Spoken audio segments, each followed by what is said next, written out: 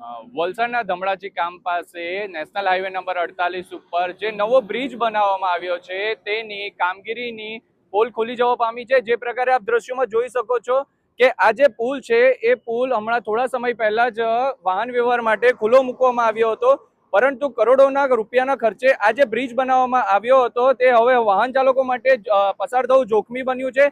નવા બનેલા આ જે બ્રિજ છે એ બ્રિજના ટૂંકા ગાળામાં જ મસ્ત મોટા ખાડા પડી જવા પામ્યા હતા। વરસાદ અને ભારે વાહનોની અવરજવર વચ્ચે આ ખાડાઓ અકસ્માતે જાણે સીધું આમંત્રણ આપી રહ્યો હોય એવું લાગી રહ્યું છે। પરિસ્થિતિને ગંભીરતાને ધ્યાનમાં રાખી તંત્ર દ્વારા સુરક્ષાના ભાગરૂપે મુંબઈથી અમદાવાદ તરફ જે જતો વાહન વ્યવહાર છે એને તાત્કાલિકપણે બ્રિજ પરથી બંધ કરી દઈ નીચેની બાજુથી તેને ડાયવર્ઝન આપી વાહન વ્યવહાર ચાલુ રાખવામાં આવ્યો છે।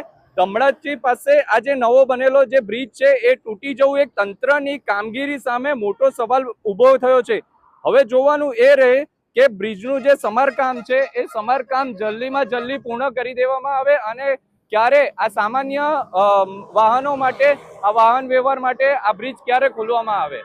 Yashrajsinh Thakur, PN News, Valsad.